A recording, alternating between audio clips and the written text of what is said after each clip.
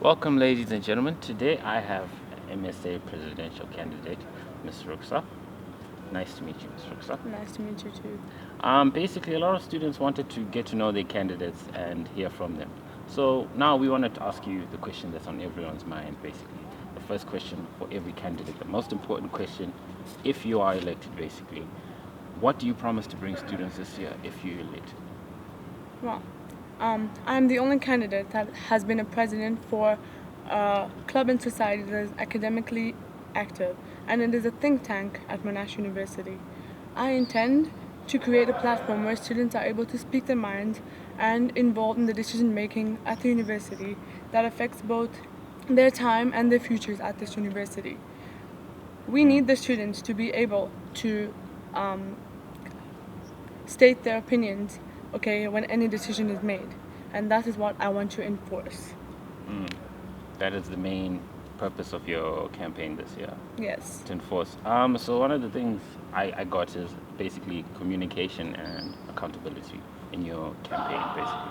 So why did you pick president? Why didn't you run for maybe student advocate or media liaison, basically? Because I intend to be the first female president that a Monash Student Council has ever seen.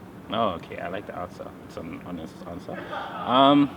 One of the other things we wanted to ask you basically is who is in your camp, who is running you, who is running with you and supporting you, and who will be backing you if you are elected, basically. Well, all the students, obviously, and the team that gets elected with me.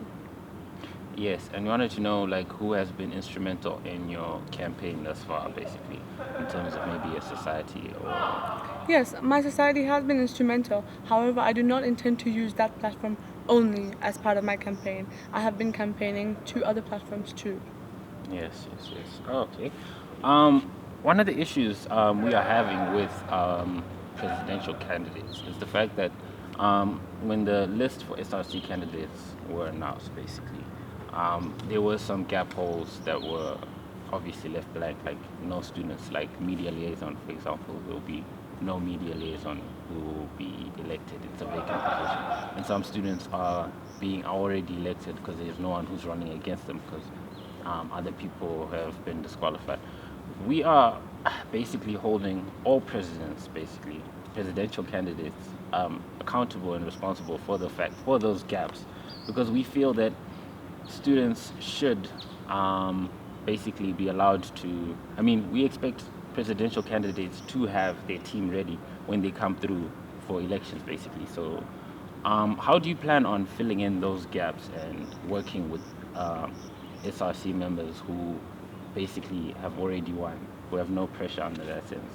It is rightly so to say that the presidential candidates should be held accountable for it. However, because so far management has been making the decision of how to nominate these candidates, we will give them the chance, okay? And once the team is elected from the people who are present, before the team is actually set out to the student, the public, I mean, we will make sure that all the spaces are filled And with our team support as a team together. okay, and I'm assuming that's basically through your campaign team. We want to know, another question we wanted to know is there's a concern basically that the situation of last year will happen where when students had protests or when students had issues or grievances, it seemed that the previous SRC would just take, would be the face to take the blame basically. And we don't want another SRC that comes in promising to be for us and then only to end up switching to management whenever things go wrong, just giving us excuses. How do you plan on dealing with that issue basically if elected? That is why we want to have an active student council. There are students who have been complaining about so many issues in the universities, from resources to teachers and other issues. Okay, but where do they actually take these complaints? How many students actually bring these complaints forward before the riots actually happened? These problems always existed, but they didn't have an active student council to be able to voice their problems. This is what we intend to do. This is what I intend to do. I intend to bring about a platform where students can comfortably speak their minds and address the problems with the help of the student council before getting to management. We are the first step that they need to take before going to management. We are there for the students. We are students. We are clients at this university. So we want the best from this university. Yes, okay, I see. So basically, you promise that you will basically represent students at all costs, I do promise that. even if it means management basically removes you in an attempt, if possible. You cannot say that. Yes, yes, yes. One of the big questions everyone has to ask for you in specific, Rukhsar, is how will you cope with the pressure if elected? One of the concerns we got from surveys on the ground is that you basically, would you be more focused on making sure that students are heard or that issues are solved? Because it's one thing to be good at maybe organizing a protest or a fight against the system, but it's another thing to be able to just organize progress in campus. And at the end of the day, we want progress, we want accountability, like you Yes. said before, and we want a better Monash experience. And we want to know if you can take it and how you plan on obviously bridging in these gaps and solving it if you like. Tino, you know from working together that I'm more of a person who is more for resolving the conflicts rather than creating more chaos. So I intend to work with the students, okay, and I intend to, yes, everybody will have pressures of doing their jobs. It's not an easy job.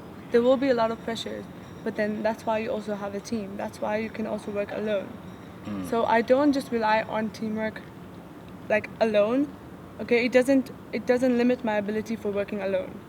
But I am good with teams, which is why I think I can do this, and I know I can do this.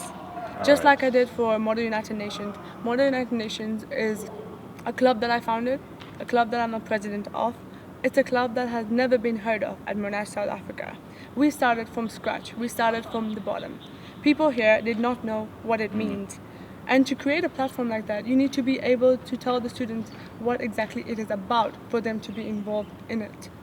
And so far, we've managed to do that. We're the most active club at Monash University, academically active, and also a think tank for this university. So I think that has created a way for me to be able to be the president for a bigger student body. Yes, okay. Is there anything else you'd like to add on before we sign off? Well, all I want to say is, guys, I'm here for you, and please vote for me. All right. Thank you very much. Thank you. And remember to make sure to come through to elections next week on Wednesday. This is Coffee, and I'm signing out.